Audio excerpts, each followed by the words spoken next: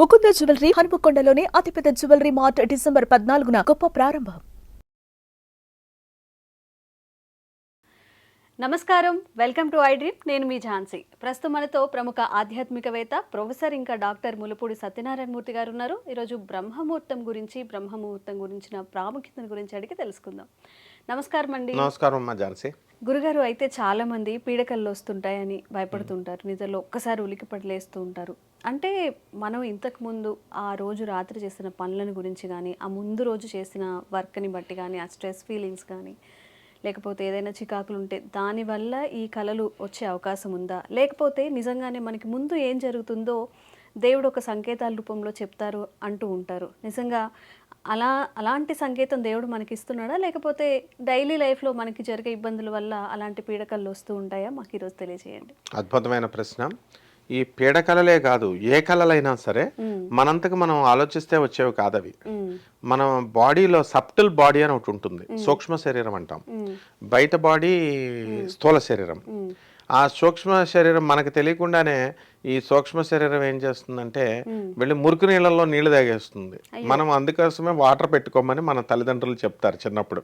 Water పక్కన పెట్టుకో, నీకు దాహం వేసినప్పుడు తాగేసే అని. తాగడానికి కనుక లేకపోతే లోపల సూక్ష్మ శరీరం వెళ్ళిపోయి సిల్వర్ థ్రెడ్ ఉంటుంది, దానికి స్థూల శరీరానికి సూక్ష్మ శరీరానికి కనెక్షన్, అది వెళ్ళి మురికి నీళ్ళు తాగేస్తుంది. అదే విధంగా దీన్నే మన మైండ్ ఉంది కదా, మన మైండ్ జాగ్రత్త అవస్థలో ఉంటుంది. సబ్ కాన్షియస్ మైండ్ ఒకటి ఉంటుంది లోపల ఇంకా, అండ్ సూపర్ కాన్షియస్ మైండ్ అని ఇంకా హై లెవెల్ మైండ్స్ ఉంటాయి. 3 మైండ్స్ ఉంటాయి. Super conscious mind, sub conscious mind and conscious mind, మామూలు మైండ్. సో ఇప్పుడు మనం ఏం చేస్తామంటే సబ్ కాన్షియస్ మైండ్ లో ఉన్నప్పుడు ఆలోచనలు కూడా పీడకలల రూపంలోకి వస్తాయి అన్నమాట. సో పీడకలలు అంటే ఎలా వస్తాయి? ఇప్పుడు మనం మామూలుగా మనము ఈ రోజు అలసిపోతాం, ఈ రోజు పడుకుంటాం. జనరల్ గా కళలు 3 రకాలు. ఒక రకం ఏంటంటే నువ్వు అన్నట్టుగా పదే పదే ఒకళ్ళని ఆలోచించుకుంటూ మనం కూర్చున్నాం అనుకో ఏదన్నా ఒక విషయం గురించి, అది పై పొర, స్కిన్ కి ఎలాగైతే లేయర్స్ ఉంటాయో ఉల్లిపాయ పొరలాగా పై లేయర్ అనమాట అది. ఆ పై లేయర్ లో, మైండ్ యొక్క పై లేయర్ లో ఈ కళలు వస్తాయి. ఎలాగా? మనం అనుకున్నవి, ఎస్ కలవాలనుకున్నాం, బాబాయ్ వెళ్ళాలా, ఇది చేయాలా, ఏదైతే అనుకున్నామో, టీచర్ హోంవర్క్ చూపించకపోతే తంతుంది అని అదే వస్తుంది. తర్వాత సబ్ కాన్షియస్ మైండ్లో మన తల్లి చనిపోయినట్టు కళ, లేకపోతే ఎవరో మన బంధువులు, మనకి ఇష్టమైన వ్యక్తులు చనిపోయినట్టు కళ, మన ఎంతో ఇష్టపడేటటువంటి లవర్ వదిలేసి పారిపోయినట్టు ఆ భయము, ఇలాంటి కళలు. అంటే అన్ని రకాల కళలు వస్తాయి, కవర్ అవుతాయి అనమాట అందరికి, అన్ని వర్గాల వారికి. తర్వాత కొంతమంది వాడు చదువు ఫోబియా గాడు ఉంటాడు, వాడికేమో టీచర్ తంతున్నట్టు హోంవర్క్. నాకు వచ్చేవి చిన్నప్పుడు కళలు. ఎలా వస్తాయంటే అమ్మ హోంవర్క్ రాయలేదు ఇంకా తొందరగా రాసేయాలా అంటే మాస్టర్ వచ్చేవాడు కళ్ళు. ఈ విధంగా కొంతమందికి అయితే మనకి ఈ ఇన్ఫాచ్యుయేషన్, కన్ఫ్యూజన్ అండ్ ఇల్యూజన్స్ కూడా ఉంటాయి. అంటే నిద్రపోతూ కూడా మనము జాగ్రత్త అవస్థలో మనము మాట్లాడుతూనే నిద్రపోతూనే మాట్లాడతాం జనరల్ గా. అంటే మన యొక్క బాడీ, నువ్వు అన్నది కరెక్ట్ అనమాట. అంటే హెల్త్ ఎప్పుడైతే డిస్టర్బ్ అవుతుందో, ఫీవర్ అలాంటివి వస్తాయో, ఆ కొంచెం ఫీవర్ వచ్చినప్పుడు కలవరించడము, కొన్ని పీడకలలు రావడము, ఇలాంటివి అన్నీ వస్తాయి. అది పై పొరలో అనమాట. ఇక సబ్ కాన్షియస్ మైండ్ లో ఎలా ఉంటుందంటే గత జన్మలవి, మన పూర్వజన్మల వాసనలు ఉంటాయి. ఒక 6 years, 10 years, 20 years బ్యాక్కి కళలు ఎలాగైతే మనకు వస్తాయో, మైండ్లో ఇంపాక్ట్ బాగా పడినటువంటివి, అది ఆ మైండ్కి బాగా హత్తుకొని ఉంటుంది. అలా గత జన్మల్లో ఉన్నటువంటి కళలు అవి మనకి ఖచ్చితంగా వస్తాయి. ఇప్పుడు ఫర్ ఎగ్జాంపుల్ నేను శ్రీకృష్ణుడిని బాగా ఆరాధిస్తాను గురువుగా. ఇంకొక రూపంలో నేను చూడలేను ఎవరిని. దత్తాత్రేయుడు వచ్చి నేనే రా నాయన కృష్ణుడు అన్నా మాకు వద్దు అంటాం. అలా అనమాట. అంటే ఆ కృష్ణుడిని అలాగా ఎన్నో రోజుల నుంచి, చిన్నప్పటి నుంచి ఆరాధించడం వల్ల ఫ్రీక్వెంట్ గా మనకి కృష్ణుడి కల్లోకి వస్తాయి. బస్ మరి ఎందుకు ఇంత ప్రేమ కృష్ణుడు అంటే గత జన్మల నుంచి కూడా మనకు ఆ వాసన ఉంటుంది. మనందరం కూడా అది రామకృష్ణ పరమహంసుల వారు చెప్తారు. ఎక్కడైతే మనము ఒక సముద్రం ఒడ్డున ఇలా గొయ్య ఇలాగైతే తవ్వుతామో నీళ్లు ఒక చోట వస్తుంది, ఇంకొక చిన్న గొయ్యి పెడతాం, ఇంకొంచెం వాటర్ వస్తుంది ఇంకో చోట. అలా కాకుండా ఒకే గొయ్యి తవ్వితే ఈ పాటికి నీరు వచ్చేసింది కదా అంటాడు ఆయన. అంటే ఏ పనైనా, సాధనని కాదు, ఏ పనైనా దేని గురించి అయినా ఆలోచించేటప్పుడు ఒకే విషయం మీద ఆలోచించినప్పుడు ఖచ్చితంగా వస్తుందన్నమాట. బ్రహ్మ ముహూర్తంలో కళ్ళు, మళ్ళీ ఇందులో రకాలు ఉంటాయి. బ్రహ్మ ముహూర్తంలో కళ్ళు, అర్ధరాత్రి కళ్ళు, తర్వాత మళ్ళీ మామూలుగా ఈవినింగ్ పగటి కళలు, పగలు కూడా పడుకుంటాం కదా, పగటి కళలు కూడా వస్తాయి.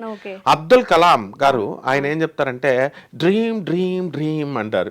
అంటే బాగా హైగా కళలు కానండి, కళలు కానండి, కళలు కానండి అంటే ఆయన ఉద్దేశం ఏంటి, మంచి గోల్స్ పెద్ద పెద్దవి పెట్టుకోండి, అందుకని కళలు కానండి రా అవుతామని. వీళ్ళు పుస్తకం తీయకుండా దుప్పటి కప్పుకొని కళలు కంటూ ఉంటే పగటి కళలు అయిపోతాయి అవి. కాబట్టి వీటిని పగటి కళలు అంటారు.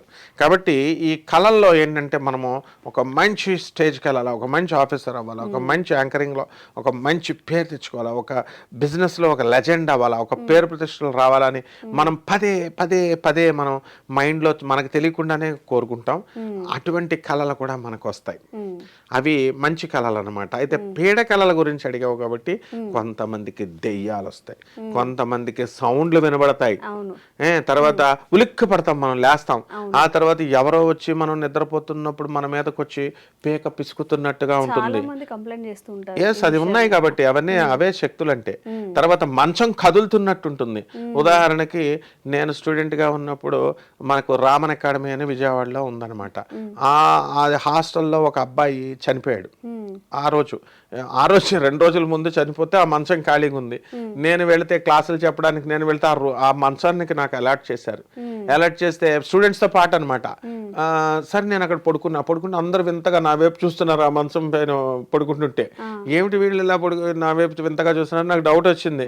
కానీ ఏమవలా, నేను పడుకుంటే నాకు ఇలా మంచం ఊగుతున్నట్టు, తర్వాత ఉలిక్కిపడి లేచినట్టు వస్తుంది. నాకు అర్థం అవ్వలా, వీళ్ళకి చెప్తుంటే ఇలాగ చూస్తున్నారు కానీ స్టూడెంట్ ఎవడు చెప్పట్లా నాకు.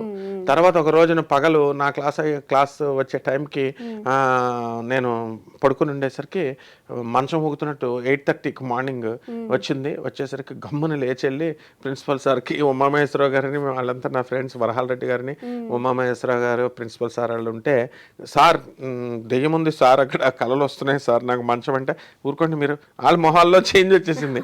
వాళ్ళు ఏమంటున్నారు, సైన్స్ స్టూడెంట్ అయ్యి మీరు మాకు ధైర్యం చెప్పాల్సింది పోయి మేము ఎకనామిక్స్ వాళ్ళు మీరు మమ్మల్ని భయపెడుతున్నారని నవ్వారు. ఆ తర్వాత వాళ్ళు చెప్పారు పిల్లలు అందరూ, సార్ ఆ 2 రోజుల ముందే చనిపోయాడు, ఆ మంచం అలాట్ చేశారని. చూసారా మరి ఇక్కడ జరిగినాయి. కాబట్టి పీడకలలుగా వచ్చేవి ఏవి అబద్ధాలు కాదు.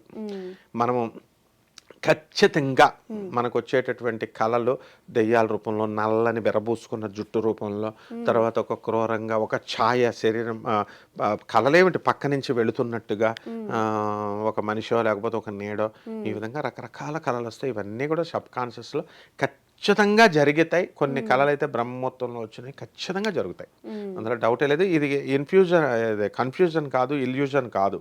ఇది అలర్ట్ స్టేట్, జాగ్రత్తావస్థ, స్వప్నావస్థ, డీప్ స్లీప్, తురియావస్థ, ఇవన్నీ ఇన్ని స్టేజెస్ ఉంటాయి. ఈ స్టేజెస్లో వచ్చే కళలే పీడకలలమ్మ. నిజంగా గురుగారు మీరు చెప్పింది వింటుంటే ఒక కళ రావడానికి కూడా conscious, sub conscious, super conscious అని ఎన్ని విధాలుగా, అంటే మనం దీన్ని మూఢనమ్మకం కూడా అనుకోలేము. సైంటిఫిక్గా చూసుకున్నా కానీ మీరు చెప్పినట్టుగా ఈ విధానాల్లో కళలు రావడం కూడా అవి నిజంగా జరగడానికి కూడా అవకాశం ఉంది. ఈ రోజుకి ఒక కొత్త విషయం తెలుసుకున్నాము. థ్యాంక్ యూ గురుగారు, ధన్యవాదాలు. ధన్యవాదాలమ్మా.